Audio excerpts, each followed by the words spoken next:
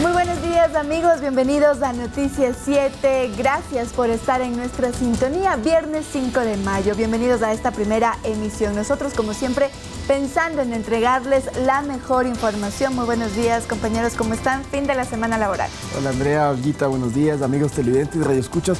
Fin de la semana corta, por cierto, se pasó rápida, intensa en algunos días, pero bueno, finalmente corta, ya se viene un fin de semana. Por cierto, con muy buen clima, estamos en una especie de mini verano. De hecho, les cuento que les tengo preparada una nota hoy para explicarles hasta cuándo van a estar estos días tan soleados en la costa y en la sierra. Pero hablando ya de temas importantes en torno a la seguridad, les contaremos que ayer se entregó un paquete de reformas al COIP. ¿De qué se trata? Lo vamos a ver más adelante. Compañeros, buenos días. Así es, amanecemos con 8 grados centígrados en la capital. Tenemos un cielo totalmente despejado y no nos quites la alegría, Lauta, de tener al sol unos días más.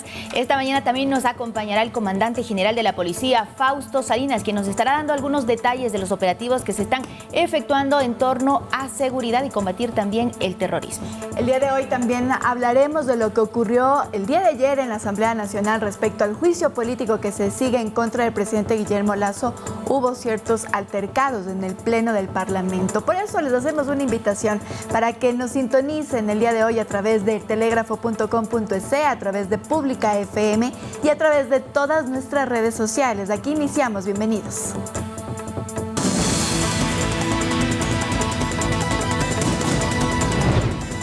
Mesa Interinstitucional de Seguridad entregó el proyecto de reformas al Código Penal a la Asamblea. Se plantea modificar tipificación de delitos, sistema penitenciario, entre otros. Subcontralor Carlos Riofrío no renunciará a su cargo y exhorta al Consejo de Participación a realizar el concurso para elegir a la nueva autoridad. Suspensión del Metro de Quito por un mal uso del sistema de seguridad de un usuario. Algunos usuarios comentan que aún no funciona con normalidad. En deportes, 11 días después de su eliminación en la semifinal de la Copa de Inglaterra, el Bristol se tomó la revancha frente al Manchester.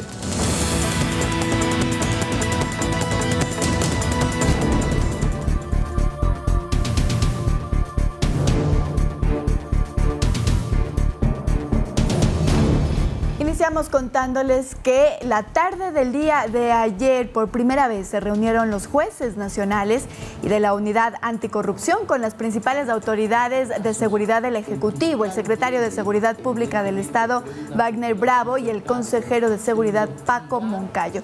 Todos ellos acudieron a la reunión convocada por el presidente de la Corte Nacional, Iván Saquicela, e intercambiaron criterios para un mejor procedimiento por las acciones que fuerzas del orden ejecutan en el marco de la declaratoria de amenaza de Estado al terrorismo. Así es, la reunión que tuvo carácter reservado, duró gran parte de ella, permitió acordar futuros encuentros para elaborar protocolos en el trabajo conjunto de los policías y militares que al ejercer su labor sean procesados penalmente. Por ejemplo, cuando abaten a un supuesto delincuente. Y a propósito de este tema, uno de los jueces, Byron Guillén, sugirió reformas al momento de abordar un caso de presunto cometimiento de extralimitación de la fuerza por parte de la Policía Nacional, porque, considera Guillén, hay un temor en los uniformados al utilizar armas cuando se combate al crimen organizado. Así que escuchemos entonces sus declaraciones. La reforma legal debería ir dirigida a que en estos casos el fiscal debe, evidentemente, previo a una formulación de cargos, investigar en conjunto, porque un caso de extralimitación de funciones implica una investigación diferenciada a una muerte en común. Podría existir, sí, un presunto delito flagrante, pero evidentemente debería existir una investigación integral y después de una investigación integral, la Fiscalía decidir o no. Muy bien, pero ¿cuáles fueron los acuerdos a los que se llegó el día de ayer? Uno de ellos, que las Fuerzas Armadas y la Policía Nacional capaciten a jueces sobre las acciones y operaciones que se ejecutan en materia de seguridad. El propósito es que los magistrados conozcan cómo se preparan las operaciones policiales y militares y que en ese diálogo se puedan revisar aspectos para mejorar o cambiar, sobre todo por las últimas actuaciones de jueces que ustedes recordarán, que han dejado libres a personas que han sido detenidas, como por ejemplo las 14 que a pesar de ser sospechosas aquí en la ciudad de Quito de extorsionar a gente fueron puestas en libertad. Escuchemos lo que dijeron respecto a este tema. Creo que también podríamos buscar que Fuerzas Armadas y Policía hagan una capacitación a los señores jueces de cómo es nuestro actuar, para que conozcan cómo se preparan las operaciones, tanto policiales cuanto militares, y ahí estamos haciendo un conjunto. Ahí pueden inclusive intercambiar las ideas de si algo falta o algo hay que mejorar. Y bien, el presidente de la Corte, Iván Saquicela, sugirió solicitar al Consejo de la Judicatura que se incorporen más jueces que atiendan temas relacionados con casos de corrupción. Además, puso en consideración crear un mecanismo de diálogo entre la función judicial, incluyendo a la Fiscalía, con las fuerzas del orden, con el fin de delinear acciones de combate contra la criminalidad. Por otro lado, brindar protección a los jueces fue uno de los compromisos adquiridos por Carondelet. Al respecto, el secretario jurídico de la Presidencia, Juan Pablo Ortiz, indicó que el tema se coordinará directamente con los ministerios encargados. Ahora, comentarles, compañeras, ayer que pudimos asistir a esta reunión y escuchar a los jueces, hubo un ejemplo muy claro para poder entender el por qué solicitan estas capacitaciones para que fiscales, defensores públicos y jueces entiendan cómo es la labor policial y sobre todo se entienda que la extralimitación de la fuerza, como se denomina, no puede ser un término matemático. ¿Y a qué va? Les voy a contar el ejemplo. Decía Guillén que, por ejemplo, él tuvo que atender un caso en el que un policía estaba tratando de neutralizar a un presunto delincuente. Este sujeto estaba armado, estaba apuntando al policía y a los demás presentes. El uniformado le dijo, baje el arma. El agresor continuaba apuntándole, se mantenían así. ¿Qué hizo entonces el policía? Decidió dispararle, pegó 2 tiros, abatió a este delincuente y cuando fue detenido y llegaron a la causa y estaban en la audiencia, el juez dijo, le disparó en 2 ocasiones. Eso es extralimitarse la fuerza. Y lo que explican los jueces es que, bueno, en casos como esos, una persona, un policía no puede tener la conciencia completamente clara de decir, ok, debo disparar 1, 2, 3 veces. Eso no se puede porque estás en cuestión de segundos y estás frente a una persona que si no la neutralizas correctamente, podría atentar contra tu vida y contra los demás. Por eso quieren que haya esta unión entre todos para entender cómo es el trabajo, tanto de los jueces como de los policías y militares. No solo eso, sino que en estas capacitaciones será importante conocer que no se extralimiten, por ejemplo, que no se transgredan derechos humanos. Por eso es que es tan importante que pues hayan estas capacitaciones, lo han dicho el día de ayer. Y en ese mismo sentido, autoridades de Estado entregaron este jueves en la Asamblea nuevas reformas en materia de seguridad al Código Orgánico Integral Penal COIP. Conozcamos las propuestas planteadas. El presidente de la Corte Nacional de Justicia, Iván Saquicela, le entregó al titular del Legislativo, Virgilio Saquicela, el libro de reformas al COIP, elaborado por la Mesa Interinstitucional de Seguridad, con el fin de hacer una serie de modificaciones que permitan combatir desde el ámbito judicial al crimen organizado. Me permito entregarle formalmente y rogar que se dé el trámite de conformidad con la ley. Para ello se plantean cambios en 2 tipos penales, peculado y lavado de activos. La propuesta pretende redactar de forma muy precisa el tipo penal de peculado.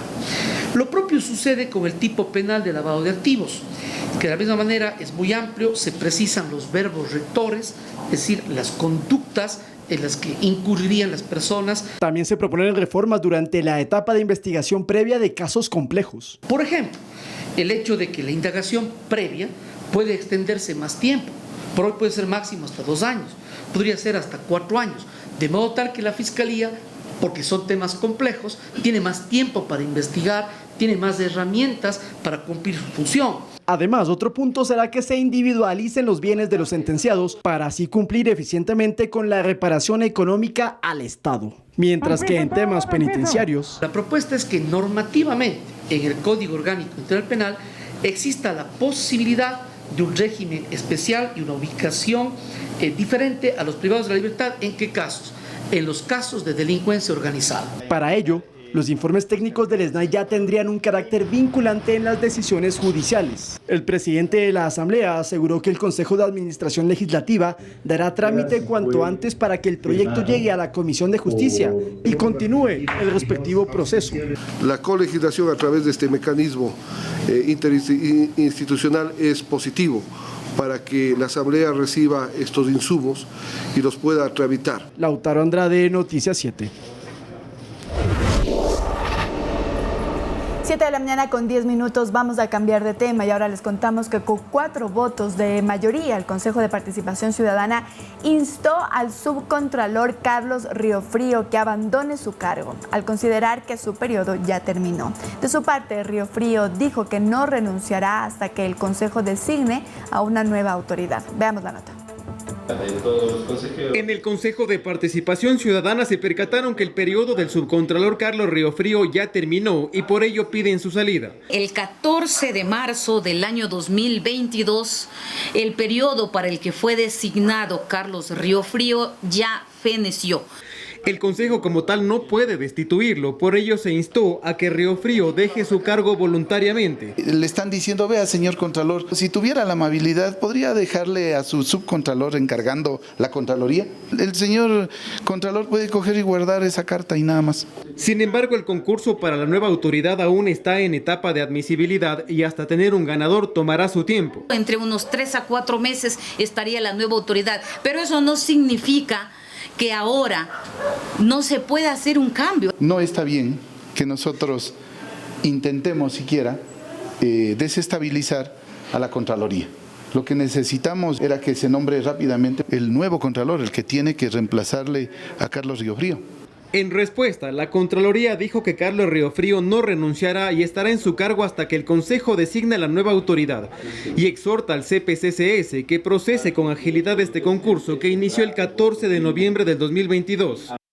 Cuando el procedimiento de selección para la designación de funcionarios públicos reemplazantes no hubiera concluido oportunamente, no podrán separarse del desempeño de su puesto hasta que concluya el proceso de selección y se posesione el servidor que resulte electo. Nos hemos retardado año y medio, es cierto. Pero realmente le vemos demasiadas trabas y yo creo que el objetivo del correísmo es no permitir que esta comisión pueda lograr designar el Contralor. Carlos Riofrío asumió la entidad después de que el subrogante Pablo Celi fuera sentenciado por el caso Las Torres y este a su vez asumiera la institución después de que Carlos Polit, involucrado en el caso Odebrecht, fugara hacia Estados Unidos. Es decir, Riofrío es el suplente del suplente. Edison Saavedra, Noticias 7. Nuevamente hay que insistir en este recuerdo porque parece ser que es un trabalenguas, pero no. Esto viene desde Carlos Polit. Recordemos que él fue contralor elegido para ocupar ese cargo. Sus funciones terminaban el 15 de marzo pasado, pero se fue del país. Ahora es prófugo de la justicia porque en 2018 fue sentenciado por corrupción en el caso Odebrecht y se fue a Estados Unidos y no volvió. Ahí Pablo Celi lo subrogó y en el Consejo de Participación Transitorio, recordémoslo también, no se permitió que se eligiera a su reemplazo a pesar de que se cambiaron otras autoridades de otros organismos. Celi se quedó en el puesto pero también fue enjuiciado, él en cambio en el caso Las Torres. Más tarde Celi encargó la entidad por algunas semanas a Valentina Zárate y finalmente ha subrogado Riofrío desde ese entonces. Ahora, hay cuestionamientos al mismo Consejo de Participación que hoy le pide a Riofrío que deje el cargo, pues es el organismo encargado de realizar el concurso público para seleccionar a un nuevo Contralor, concurso que por cierto inició el 14 de noviembre. Ahora, el proceso no avanza en la Comisión Ciudadana de Selección por la falta de acciones administrativas por parte del mismo Consejo de Participación, a lo que se ha sumado una acción de protección resuelta por unanimidad por un juez de la Unidad Judicial de Rumiñahui en Pichincha, que resolvió retrotraerlo hasta la fase de admisibilidad. ¿Qué significa esto? A que se vuelvan a revisar todos los expedientes de más de 100 postulantes inscritos, a que cumplan con los requisitos legales y con constitucionales para ejercer un cargo público como contralores, como es el caso. Es toda una novela larga y ojo que Carlos Riofrío en marzo pasado ya hizo una consulta a la Procuraduría General del Estado para ver si en su caso se aplica lo dispuesto en la Ley Orgánica de Servicio Público, LOSEP, que habla de la continuidad en funciones de los servidores públicos hasta que sean legalmente reemplazados.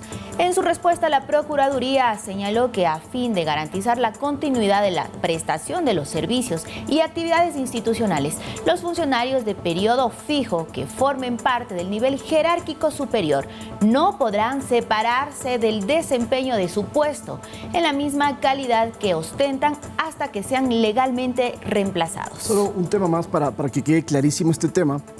El Consejo de Participación puede seleccionar al nuevo titular de la Contraloría, pero no puede encargarle como subrogante o como reemplazo a otra persona. Eso es lo que dice Riofrío. Yo no puedo irme porque ¿quién se queda a cargo? ¿Quién va a elegir mi reemplazo? Ustedes, señores del Consejo, eso no es legal. Por eso les dice Riofrío, o hacen el concurso y designan, como debe ser, al nuevo Contralor, o yo no me voy de aquí. ¿Y por qué es tan importante hablar de quién subroga o quién está al frente de la Contraloría? Porque incluso podrían detenerse procesos que están dentro de este organismo, porque evidentemente, claro, al que subroga podría darle, digamos, cierta preocupación saber si todo lo que se firma va, digamos, luego a servir en todos los procesos que se están siguiendo en la Contraloría. Exacto, mirar si es o no legal lo que se está realizando.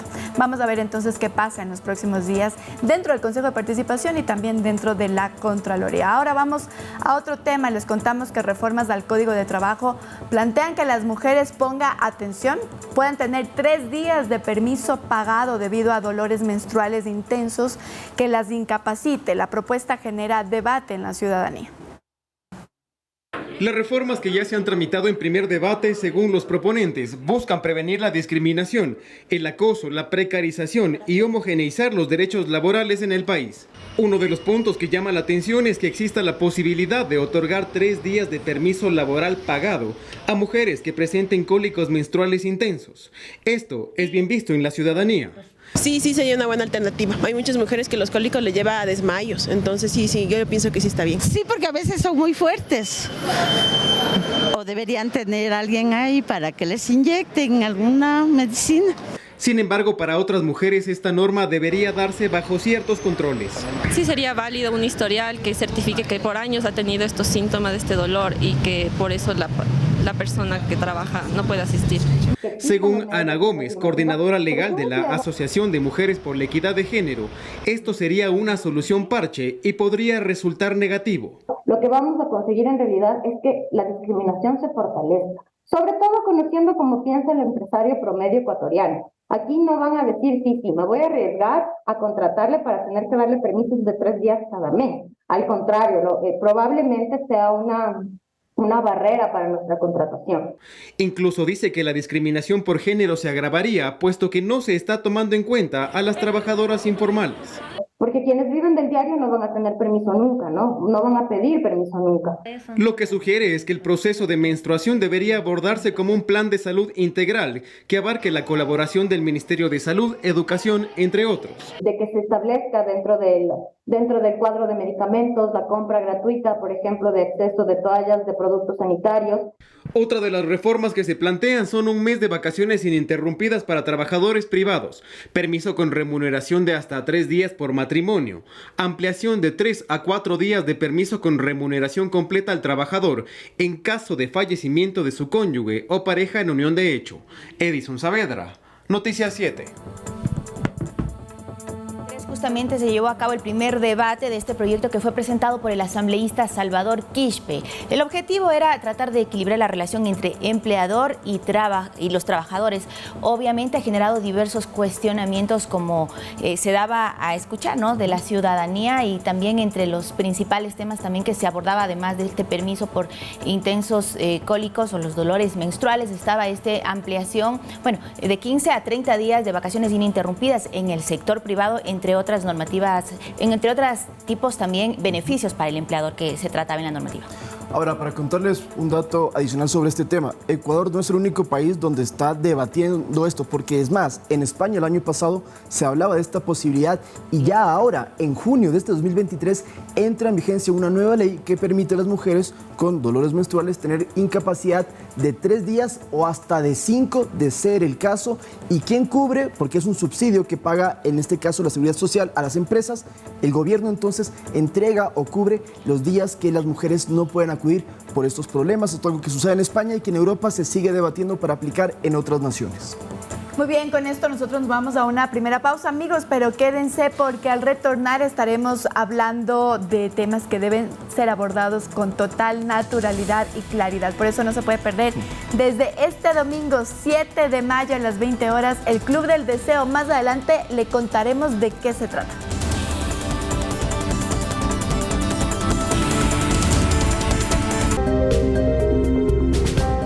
El día de mañana es el límite que, según el cronograma de la Comisión de Fiscalización, se tenía para entregar el informe técnico que recomiende o no el juicio político en contra del presidente Guillermo Lasso. Sin embargo, hay discrepancias que incluso llevaron a interrumpir abruptamente una sesión de pleno.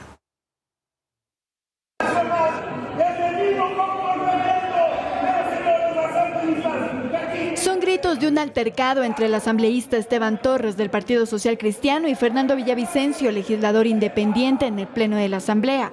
No estaban discutiendo del juicio político, pero aún así, en medio de un debate por otro tema, la escolta legislativa tuvo que separarlos. Y es que minutos antes, Villavicencio criticaba que Torres haya elevado a consulta jurídica la elaboración del informe técnico que recomiende o no el juicio político en contra del presidente Guillermo Lasso. Sus palabras molestaron. Con todo el respeto al asambleísta Torres y con el respeto a los albañiles, yo acepto que un albañil le vaya a pedir un criterio jurídico al asesor jurídico de la Asamblea. Un abogado litigante que sabe, yo he aprendido sin ser abogado, que solo el Procurador General del Estado puede emitir un criterio al respecto cuando hay un vacío. Y es que ese fue el meollo del asunto, pues no hay claridad sobre lo que pasaría si el informe técnico no tiene los votos suficientes para ser aprobados dentro de la Comisión de Fiscalización. En nuestra ley existe lo que se conoce como una laguna o como un vacío. Solo hablan de un informe. Si el informe es el del archivo y no tiene los votos, la ley no dice que el Pleno es el que tiene que resolver. Eso no está en la ley. Mientras que Pedro Velasco sostiene que la ley dice que debe haber un informe motivado y que no necesita de aprobación. El informe motivado es recoger todas las pruebas de cargo, de descargo. Conozco que están como más de 100 pruebas en el informe. ¿Y cómo sin conocerlas todavía se atreven a cuestionarlas? Es decir, el informe va a ir en esas condiciones. De acuerdo o no, se tenía previsto que sea este 6 de mayo el día en que se presente el informe técnico que recomiende o no un enjuiciamiento político al primer mandatario. Andrea Orbe, Noticias 7. Todo apunta a que la presidencia de esa mesa legislativa, de la mesa de la Comisión de Fiscalización, emitirá un documento recomendando el archivo del proceso. Ellos aducen que es por falta de pruebas que demuestren que el mandatario ha cometido peculado, como delimitó el dictamen de admisibilidad de la Corte Constitucional. Los asambleístas de UNES, por su parte, ayer acudieron de forma sorpresiva a una reunión que mantenían los asesores de fiscalización. Llegaron, ellos decían, con dos objetivos: dejar claro que la responsabilidad y valoración absoluta de las pruebas es de los asambleístas y pedir que Santiago Begdac, que es una de las personas que es parte del equipo asesor que elabora el informe, se excuse de seguir con esa tarea porque habría emitido comentarios en contra del juicio político. Incluso ayer, desde ahí, desde la Comisión de Fiscalización, iniciaron pues los altercados. Curioso que sea asesor cuando él también fue candidato al Consejo de Participación Ciudadana, por cierto. Así es, y también la inquietud es que qué sucederá si no hay los apoyos para aprobar el archivo, teniendo en cuenta que la ley tampoco prevé que haya un informe de minoría o uno de posiciones. Viviana Veloz, de la Unión por la Esperanza, UNES, una de las promotoras del juicio político, dijo que lo que corresponde es que se remite el documento al presidente de la Asamblea, Virgilio Saquicela, independientemente de si hay o no los votos en la comisión. Sí, bueno, recordemos que el plazo entonces vence mañana y que cualquier informe que se presentara, sea hoy o mañana, hoy no hay convocatoria adicionalmente, pero cualquier informe tiene que tener 5 de los 9 votos posibles para poder aprobar. Eso es algo que queda ahí completamente. Lo cierto es que la ley lo que dice claramente es que la Comisión de Fiscalización recomienda el juicio político. Si se destituye o se archiva el proceso como tal, eso depende del Pleno de la Asamblea con 92 votos para cualquiera de las opciones. Sí, precisamente ese, digamos, es la controversia que hay dentro de la Comisión de Fiscalización, porque dicen que no importaría que haya o no los votos para aprobarla ahí dentro de la mesa legislativa. El día de hoy, si bien es cierto, no hay una convocatoria para la Comisión de Fiscalización, seguramente hoy conoceremos el informe borrador. Ya se adelantan criterios y dicen pues que este informe borrador entonces no recomendaría el juicio político en contra del presidente Guillermo Lasso. Habrá que ver si es que se hace un informe de minoría. Eso es lo que ha ocurrido entonces del día de ayer en la Asamblea Nacional. Se ha pedido, o más bien se ha consultado al jurídico del legislativo para saber qué hacer. Recordemos que es la primera vez que se realiza este proceso de juicio político en contra de un primer mandatario, y es por eso que hay tantos vacíos legales que los asambleístas pues están discrepando dentro del Parlamento. Cambiamos de tema, señor productor, me anuncia.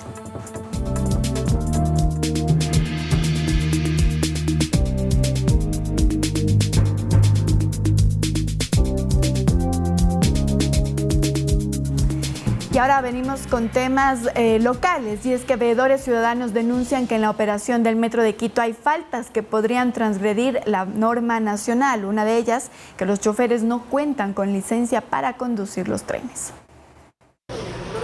Aunque ya no hubo aglomeración en el tercer día de operación comercial del Metro de Quito, hubo otras novedades. Estamos esperando casi cerca de 1 hora hasta que venga el otro tren y cambie de carril. De ahí lo cambiaron de carril, hicieron subir a la gente en el otro andén y otra vez incorporaron al carril que venía hacia el sur. Ahí perdimos 1 hora. Y es que un tren se detuvo, y a decir de un comunicado de la empresa, el hecho se produjo porque un usuario activó la denominada tiradera de emergencia. En ese escenario, reza el comunicado, los usuarios fueron evacuados del tren detenido y eso ocasionó retrasos en los turnos programados en la franja horaria establecida. Sí, de 7:20 fue que se dañó. Usted venía desde el norte hasta acá. Sí, de la Carolina hasta acá. Y se dañó en el ejido. Pero más allá de su puesta en funcionamiento, hay cosas que aún no están listas y otras que podrían transgredir normas nacionales. Así lo denunció en Noticias 7 uno de los veedores ciudadanos, Fernando Sancho. Los conductores de los trenes no tienen la licencia para conducir los trenes aquí en la ciudad de Quito. ¿Cómo puede ser posible el concejal Guarderas que permita una irresponsabilidad de esa categoría? Y menciona más faltantes. Cuando ustedes ven los videos de lo que ha pasado estos días, se darán cuenta que las personas no suben por las gradas eléctricas, ¿no es cierto? ¿Y saben por qué es?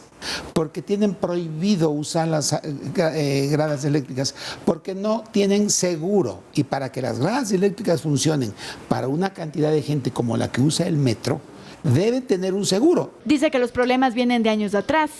Cuando se adjudicó el supuesto concurso a Odebrecht, inmediatamente Rodas dijo, bueno, renegociemos el tema.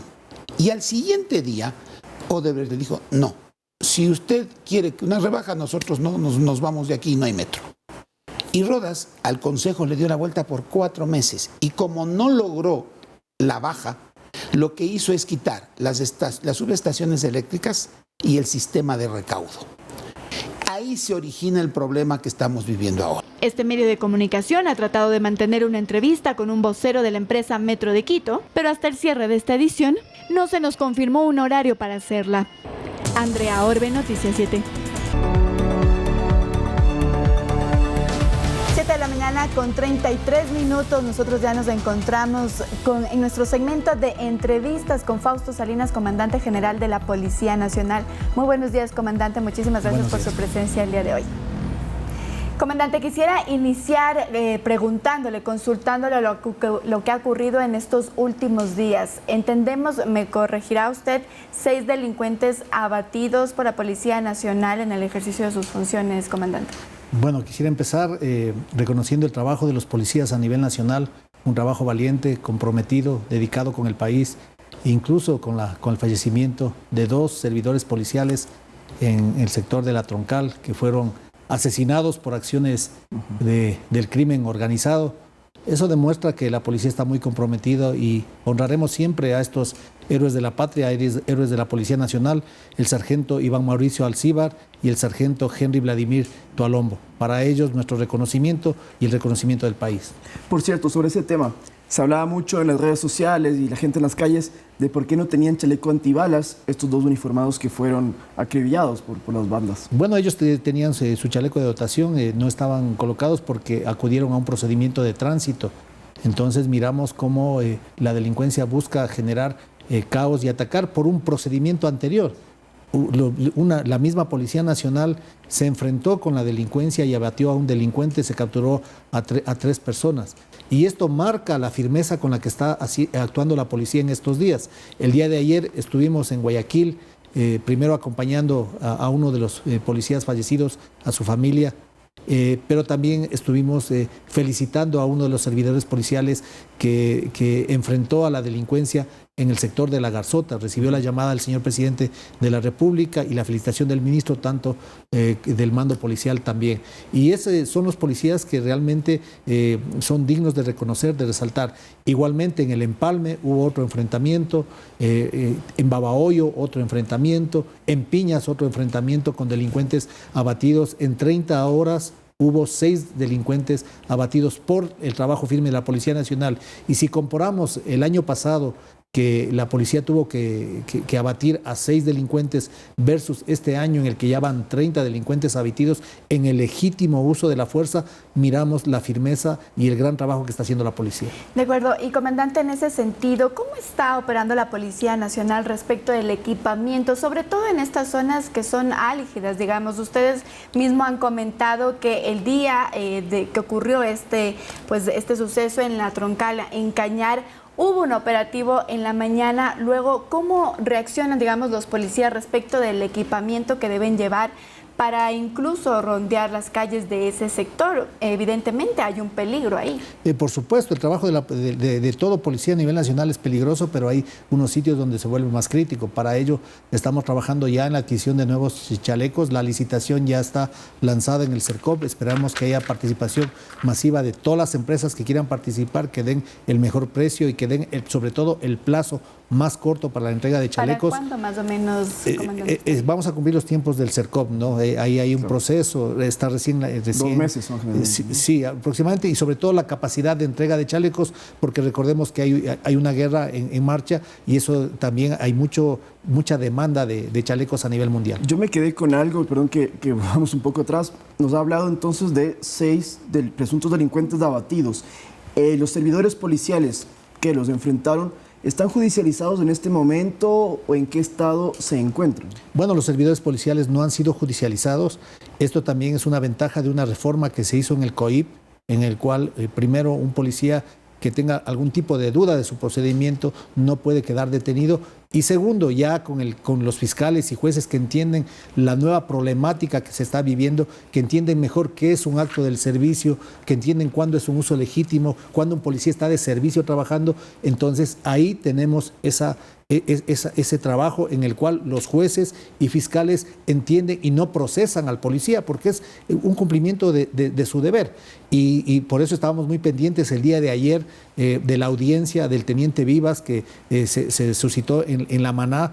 Estuve pendiente a través de vía telemática y pude ver una defensa brillante de la Defensoría Policial, en la cual expuso todos los argumentos y sobre todo este contraste de qué es un acto del servicio y sobre todo cuándo es legítimo usar la fuerza. Ayer en la reunión que hubo entre autoridades de seguridad y también jueces anticorrupción, se planteaba que haya reformas en los casos de extralimitación de la fuerza, porque decían que no puede ser algo matemático y que también hay que ponerse en el lugar de los policías. ¿Cuál es su criterio sobre eso? Bueno, por supuesto, hay que verificar algunas reformas, sobre todo los procesos y jueces y fiscales especializados que conozcan el contexto de una operación.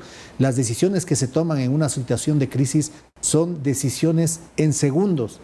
Y a veces uno tiene muchas presiones, ruidos, presiones, ataques con palos, ataques con arma blanca, asistencia o ataques de una población que está en contra, sobre todo cuando se captura a un delincuente en algunos casos. Entonces, al policía que está enfrentando ese escenario crítico, las decisiones son muy complejas. ¿Cómo les fue el año pasado respecto a este tema judicial? Nos decía que el año pasado fueron 6 delincuentes abatidos, este año ya llevan 30, comandante. ¿Cómo ha sido entonces este proceso? ¿Han tenido tal vez procesos judiciales que seguir la Policía Nacional respecto de estos, digamos, de estas muertes? Sí, no, en los últimos casos ya no hemos tenido ese problema y bueno, aquí también mi reconocimiento a fiscales y jueces que están trabajando en equipo para enfrentar la delincuencia también. Muy bien, quiero nuevamente volver al tema que estábamos conversando y es sobre el equipamiento, comandante. Mientras ocurre este proceso en el CERCOP, ¿cómo están equipados? Es decir, ¿hay chalecos suficientes para la Policía Nacional? ¿Cómo se está equipando también a los uniformados? Bueno, estamos con los chalecos que están vigentes. Hay se han caducado técnicamente en certificado, pero todavía tienen validez de uso. Es como la garantía de un vehículo. El vehículo pierde su garantía, pero el vehículo puede seguir siendo usado. Entonces, todavía tenemos esos chalecos que todavía protegen la vida y han protegido la vida de los policías en muchos enfrentamientos.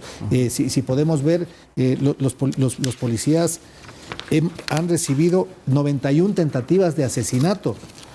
Han existido 137 agresiones a policías en el cumplimiento de su deber. Entonces, ellos sí han tenido una respuesta. Sin embargo, no es suficiente. No es suficiente. Hoy estamos mirando que el armamento que tienen algunas de nuestras unidades tácticas que están bien equipadas con fusiles, con equipos especiales, también deben bajarse al nivel de la policía preventiva. 91 atentados a policías. Sí, así es. 91 tentativas de asesinato. ¿Cuántos han sido asesinados? ¿Cuál es la última cifra, general? Bueno, policías asesinados en actos en enfrentamientos son 15 policías. En siniestros viales, también en cumplimiento del deber, son 8 policías que han fallecido. Uno por sumersión, es decir, también tratando de cumplir su deber, fue ahogado. Entonces vemos la cuota de sacrificio de una institución que está buscando mejorarse, reformarse, transformarse para dar un mejor. Y los caminos se están dando. Ya tenemos algunas reformas legales por parte de la Asamblea, necesitamos algunas más, pero ya se están concretando en el COIP. Tenemos ya el presupuesto y los planes en marcha de adquisición de infraestructura, de equipamiento. Hemos definido también algunas nuevas necesidades como vehículos blindados que son indispensables en este momento, sobre todo para las áreas más críticas. Tenemos capacitación nacional e internacional que estamos ya ejecutando algunos planes y una capacitación nueva que se está haciendo ya, por ejemplo, en Guayaquil, lo ha implementado el comandante de la zona, donde en cada formación tienen 15 minutos de entrenamiento en algún área, en cualquier área, sea defensa personal, sea prácticas de tiro. Entonces, la policía debe estar preparada para enfrentar estas nuevas amenazas. Y en este equipamiento que se va a pedir, comandante, ¿va a ser con otras características, teniendo en cuenta, digamos, incluso las armas que ahora utiliza el crimen organizado? Así es, por supuesto. Vamos a tener que usar subametralladoras calibre 9 milímetros e inclusive fusiles en algunas áreas. Eso ya se ha definido. Las cantidades, por ejemplo, estamos pidiendo 22,000 armamentos medianos y largos para dotar, sobre todo en estos sitios que se consideran más críticos. Eso también respecto a los chalecos. Sí, o sea, chalecos. ¿Hay otras características? Sí, hay unas características especiales. Hay chalecos que tienen una resistencia solamente 9 milímetros, pero en los sitios más críticos estamos propiciando que tengan una capacidad para detener municiones 223, que es la que en mayor cantidad utiliza la delincuencia. En el decreto se hablaba, en este decreto que firmó el presidente para combatir al terrorismo, que pueden hacer operaciones militares y policiales en conjunto, ¿verdad? ¿Cómo están trabajando ustedes en la coordinación? ¿Cada cuánto se reúnen? ¿En qué zonas están específicamente? Bueno, hay ejemplos claros. Por ejemplo, Esmeraldas es un trabajo en equipo.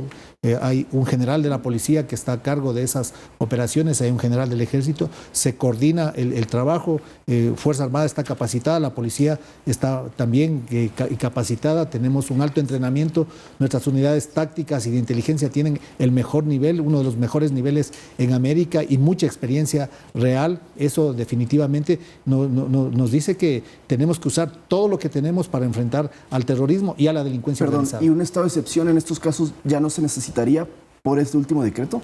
Bueno, yo creo que hay algunas posibilidades de actuar. Se está diseñando la nueva estrategia de acción en coordinación, en un trabajo coordinado entre Fuerzas Armadas y Policía, orientando a los sitios más críticos y sobre todo a las amenazas más fuertes. El secretario de Seguridad esta semana se refería a un manual de antiterrorismo. ¿Ustedes están también en el equipo que está elaborando este manual? ¿Y en qué consistiría? ¿Qué implicaría? Bueno, hay unas denominaciones y una doctrina que tiene Fuerzas Armadas con respecto al terrorismo. Nosotros también tenemos una doctrina que ha sido aplicada, por ejemplo, la investigación de Cristo del Consuelo y las operaciones que se ejecutaron son operaciones que se manejaron en el tema de terrorismo.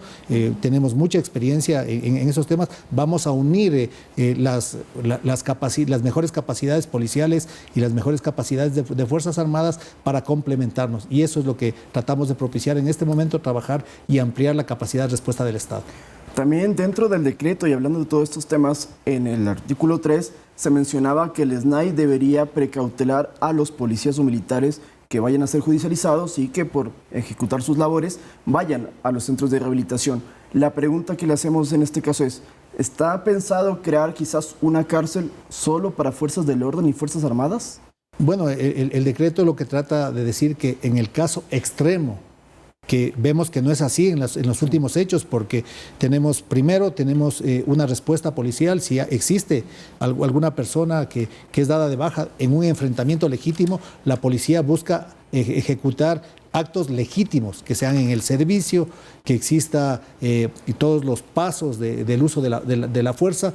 Segundo, si es que sucede eso y hay problemas con la justicia, que no los hemos tenido también en los últimos casos, tendrá la Defensoría Policial. La policía está haciendo también un convenio con la Defensoría Pública para tener defensores adicionales en los sitios donde no existe Defensoría Policial.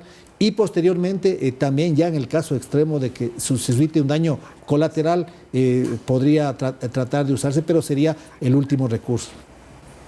De acuerdo, ¿tenías una más? Sí, aprovechando, ya no es del tema del terrorismo específicamente, pero sí algo que afecta a todo el país, las extorsiones, el tema de los vacunadores en general, eso cómo también se está abordando, porque una cosa sí es quien pone las bombas o quien dispara a los policías, pero a los comerciantes les siguen todavía robando y amedrentando. Con este tema de las extorsiones, ¿cómo se está trabajando en eso? Bueno, las extorsiones tenemos algunos ejes de acción. El primero es la capacitación. Precisamente en este momento en Colombia se ha trasladado unidades, sobre todo de la UNACE, para participar en un seminario internacional de cómo manejar las extorsiones y ver los modus operandi en América, en toda América. Entonces eso va a traer una visión de qué buenas prácticas podemos aplicar en esta lucha.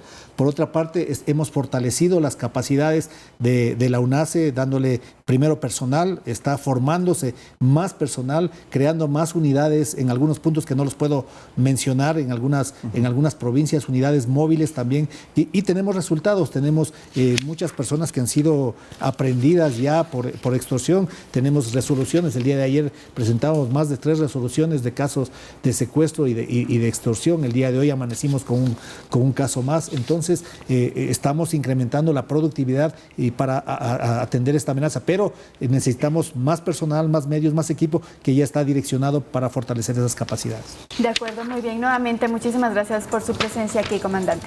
Les contamos que del total de la población que hay en Ecuador, cerca del 8% son adultos mayores, grupo etario que enfrenta varios retos, tanto fisiológicos como emocionales. Uno de ellos, la sexualidad. Según explica Julie Ruiz, experta en estos temas. Escuchemos. A mi edad no es común hablar de sexualidad. Ay, no me dijiste que había hombres. Quizás por vergüenza, al ser considerado un tema tabú, hablar de sexualidad a cualquier edad, incluso en adultos mayores, no solo es importante, sino trascendental. Detalla Julie Ruiz, comunicadora y experta en temas de sexualidad. Hay miedo, hay nervios, hay vergüenza, mucha vergüenza en el tema de hablar de sexualidad. Y en la tercera edad la gente piensa de que ya porque llegaste a cierta edad determinada, el deseo se va y eso no es real. Por ello es necesario tener claridad en el concepto de la sexualidad. Con respecto a las curiosidades que tú tengas, es todo lo que engloba la sexualidad. El placer, el acercamiento con el otro, inclusive hasta cómo yo me relaciono amorosamente con alguien más. Sin embargo, este tema genera diversas reacciones entre la ciudadanía. Con mi esposo soy casada, a veces siento yo que tengo que tener un poco de tino para expresar o decir algo o una idea, porque no sé cómo le va a tomar él. Pero es algo tan natural, algo tan normal, que definitivamente tiene que estar sobre la mesa ese tipo de temas. En Ecuador hay 650.000 personas de 65 años o más, lo que representa el 7.95% de la población, según datos del Instituto Nacional de Estadísticas y Censos, INEC. Juli Ruiz indica que se debe cuidar tanto su salud mental como emocional. Cuando tú le haces sentir a una persona deseada que todavía puede levantar quizás un tema de qué bien te ves, qué linda que estás o qué lindo que estás, todo eso retribuye en un tema de tu autoestima. Además resalta que hay una serie de cambios fisiológicos que ocurren con la edad. Es lo primero. Las personas envejecemos, cambiamos, hay belleza en la tercera edad. Es súper importante mirar y resaltar esto que a mí me hace linda. Déjate maquillar un poquito, vas a estar divina. Pero llegar a la tercera edad con una salud mental saludable es lo adecuado. Por eso, preste atención a las recomendaciones finales. Buscar información oficial, hablar con profesionales del tema si tengo dudas. Y a los hijos una recomendación importante. Ábranse a sus padres, acompáñenlos, porque cuando los acompañan, ellos se van a sentir mucho más seguros de contarles alguna situación que les pasa. Olga Velasco, Noticias 7. Sí, hija, sí. Sí, estoy en el club. No, vengo del taller. Y a propósito de este tema tan interesante, les hacemos una cordial invitación para que ustedes no se pierdan desde este 7 de mayo la miniserie que se llama El Club del Deseo. Producción, ¿me ayuda? Me dice si es que tenemos el promo entonces para que nuestros amigos lo puedan ver. Escuche, ponga atención a este promo. ¿A dónde tan mirón? ¡Coqueta! Y si yo he venido a este lugar es con la intención de poder conocer más gente. Sí, ajá. ¿Qué obtienes al juntar a 6 adultos mayores en un club un tanto peculiar? No sé muy bien qué hago acá. Tú me dijiste que había hombres. Una ficción imperdible para despejar mitos y prejuicios. A mi edad no es común hablar de sexualidad. Conoce de cerca sus historias, deseos y tabúes. Interesante, ¿no? Alrededor de un taller que te demostrará que la sexualidad se vive sin importar la edad. El Club del Deseo. Estreno este domingo 7 de mayo a las 8 de la noche por Ecuador TV.